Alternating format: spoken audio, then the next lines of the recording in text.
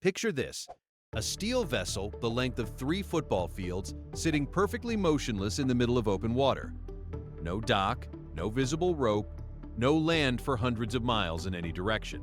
And below that hull, nothing but 12,000 feet of cold, dark ocean. Now here's the question nobody asks when they scroll past that photo. What is actually holding that ship still? Because if your answer involves a heavy hook buried in the seafloor, you're about to find out how wrong that picture is, and why the truth is so much stranger. Let's start with the thing you think you know. When most people imagine a ship at anchor, they picture something like a stake driven into the ground. A heavy, hooked object drops to the bottom, bites into the mud, and holds the vessel in place from below. The ship just hangs there above it, tethered like a balloon. That mental image is almost entirely off. It misunderstands the fundamental physics of the entire system. The anchor isn't the hero of this story. It's more of a supporting actor. The real mechanism is something most people have never thought about, even though they see it every single day without realizing it. But to get there, we need to talk about how anchors actually work, because even the anchor itself behaves in a way that defies common sense. A modern ship's anchor doesn't grab vertically. It doesn't sink down and then fight upward tension to hold the ship from drifting. If you were to pull straight up on an anchor, most designs would simply release. They're engineered to do that. Because if an anchor couldn't release under upward tension, you'd never be able to retrieve it. The crew would just leave it on the seafloor and sail home. Without it, instead, what an anchor is designed to do is resist sideways force.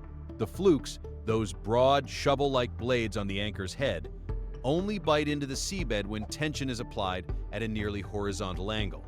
Nearly flat, almost parallel to the ocean floor. Pull sideways and the flukes dig deeper.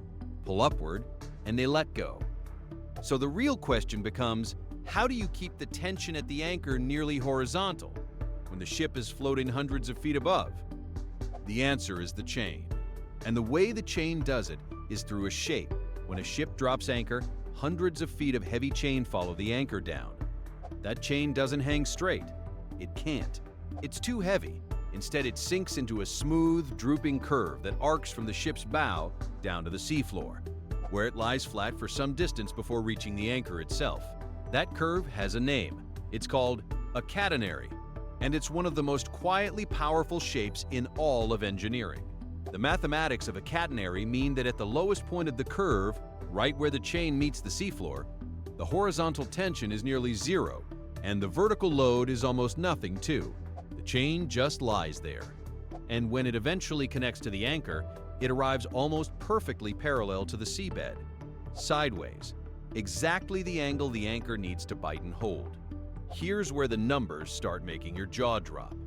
On a large cargo vessel, a single link of anchor chain weighs somewhere between 175 and 300 pounds.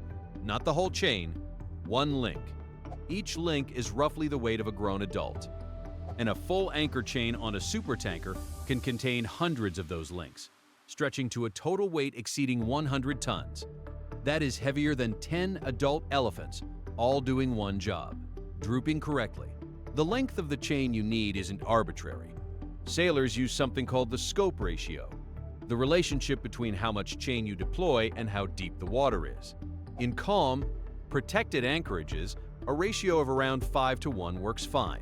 5 feet of chain for every foot of water depth.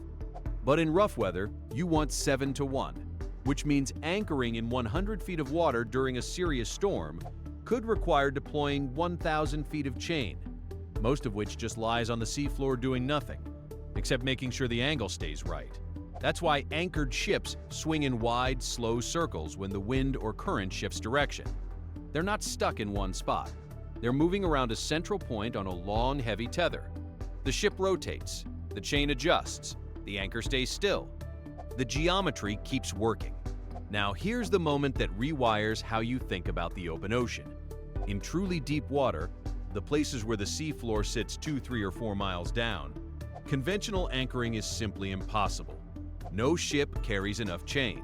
Even if one did, the sheer weight of thousands of feet of chain would be impossible to haul back up. The chain alone would exceed the ship's lifting capacity.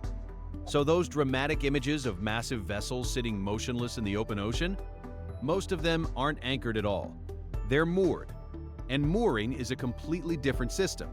A mooring means a permanent infrastructure already built into the seafloor before the ship ever arrives. Enormous concrete anchors, or driven steel piles, or purpose-engineered mooring blocks, all connected by heavy chains to a buoy floating on the surface. The ship pulls alongside, ties to the buoy, and holds position. It brings nothing with it. The hardware is already there, designed specifically for that location and those conditions. The ship is just clipping into a socket. But even that isn't the most extreme version of this. The most technologically advanced ships in the world, certain drill ships, deep-water pipe-laying barges, offshore production vessels, don't use anchors or mooring buoys at all. They use something called dynamic positioning. And the first time you really understand what it does, it feels like it shouldn't be real. Dynamic positioning works through a network of thrusters mounted beneath the hull, pointing in multiple directions. Those thrusters are connected to a computer. That computer receives positioning data from GPS systems accurate to within centimeters, updated hundreds of times every second. When the vessel begins to drift, pushed by current, by wind, by wave action, the computer detects the movement almost instantly and fires the appropriate thrusters to push back. Not once, continuously, for hours, for days. The result is a ship that holds its exact position without touching the seafloor in any way. No chain, no anchor, no mooring line, just software and thrust, constantly fighting the ocean to a standstill. If that sounds improbable, consider what it actually requires.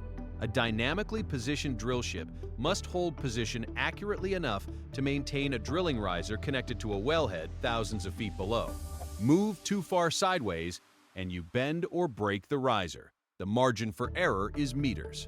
In the open ocean, in swells, in the wind. And it works. Now let's take a step back, because the physics here didn't arrive neatly packaged. Someone had to figure this out.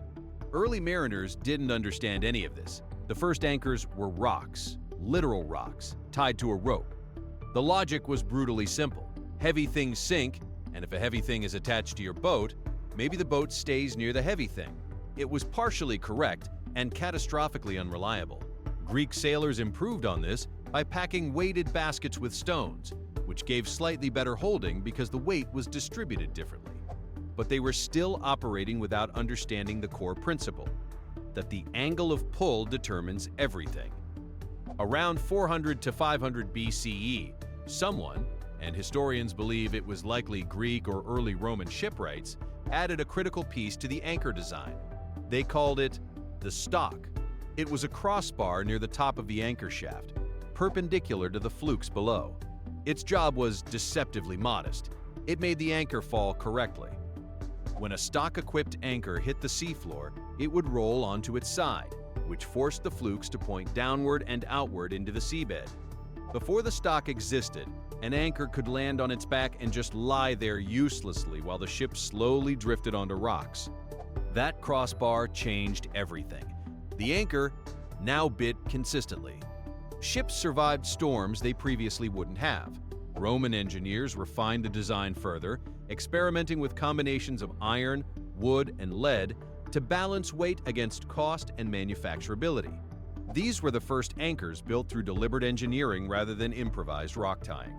But the iconic anchor shape that appears on naval crests, sailor tattoos, and harbor logos today didn't become standard until the 19th century. The Admiralty pattern anchor, that recognizable symbol, took roughly 2,000 years to reach its final form. Every incremental improvement along the way was paid for in shipwrecks. Nobody derived the catenary from first principles and then designed an anchor system to exploit it. The catenary was discovered backward, by sailors who kept losing ships until the lengths of chain that worked became tradition. Here's the thing about the catenary that makes it genuinely beautiful. It isn't a maritime curiosity, it is one of the most universal shapes in the physical world. The cables strung between electrical poles on your street hang in a catenary. When they sag between towers, they're not drooping due to poor engineering. The sag is the design. It's the shape the cable naturally takes under uniform load, and it's the shape that minimizes stress throughout the cable's length. Suspension bridges are catenaries. The main cables of the Golden Gate Bridge hang in a catenary between their towers. The engineers didn't fight that shape. They built the entire structure around it. Because the catenary is how tension distributes itself most efficiently in a hanging, flexible structure. A hammock is a catenary. Every time you lie in one, you're resting in the same curve that keeps a 300,000-ton tanker from drifting into a shipping lane. A playground swing at rest hangs in a catenary. The beach buoy you swim out to is held by a small anchor, using the same flat-angle bite principle as a supertanker, just scaled down by about a factor of 1,000. Offshore oil platforms use between 6 and 12 mooring lines radiating outward in a star pattern beneath the hull. Each one a catenary, collectively holding a structure the size of a city block in open ocean conditions that would push a smaller vessel miles off course within hours. When large cruise ships are waiting outside congested ports, which happens constantly at busy destinations during peak season, they anchor in 100 to 200 feet of water while passengers eat breakfast in the dining room, completely unaware the ship is not attached to any dock. The chain is drooping, the flukes are biting, the catenary is doing its work silently beneath the hull. The fiber optic cables that carry the majority of the world's internet traffic across the ocean floor are laid in deliberate catenary curves between anchor weights, not because it's elegant, but because a straight taut cable would concentrate stress at every contact point. The curve distributes it. The same principle that holds a ship holds the infrastructure of global communication. But here's what the glossy ship photographs never tell you. Anchoring fails. Regularly. It's called anchor drag. The anchor breaks free, and the ship begins to move, silently, slowly, sometimes in the dark, sometimes toward a reef or another vessel. It happens when the scope is too short. It happens when the seafloor is the wrong type. Sand holds well, firm mud is acceptable. Soft mud is unreliable. Kelp and weed are treacherous. The flukes can't get through the vegetation to reach solid ground. Rock is nearly useless. You can't bite into something harder than your anchor. A cargo ship worth hundreds of millions of dollars can begin quietly drifting at 3 in the morning because its anchor landed on a patch of seagrass. This is why anchor watch is a real, continuous, professional responsibility. On any anchored vessel, someone is always monitoring. GPS position is recorded against a fixed reference point, alarm thresholds are set, the engine stays warmed up and ready. The moment the ship's position begins to creep, the watch calls the bridge, the engines engage, and the crew repositions before anything serious happens. Modern systems can detect a position change of just a few meters and sound an alarm before the anchor is dragged more than a ship's length. The technology is good, but the vigilance is still required because the technology can fail, the alarm can be missed, and the ocean does not care about any of it. So here is where you actually land after all of this. You came in thinking a ship anchors the way a tent peg goes into dirt, something pointy, pushed into something solid holding against a pulling force from above. What's actually happening is a physics problem solved entirely by geometry. The anchor is almost secondary. The mechanism is a curve of steel so heavy that it reshapes the way force travels through it, converting a ship's drift into a sideways nudge that a pair of buried flukes can quietly resist. That system was not designed, it was discovered, accidentally, over 2,000 years of maritime survival, by people who didn't know what a catenary was, but who kept using the chain lengths and angles that worked until those choices became doctrine. And now, sometimes, the chain doesn't exist at all. Sometimes it's just a GPS signal and a computer firing thrusters in the dark, holding 50,000 tons of steel, still through nothing but math. Next time you see a ship sitting perfectly motionless in open water, you're not looking at something parked. You're looking at applied geometry, ancient, elegant, and constantly working. And if that seems like a strange way to keep something still, wait until you learn how ships steer with no forward speed at all. That's a different problem entirely. And the solution is just as counterintuitive.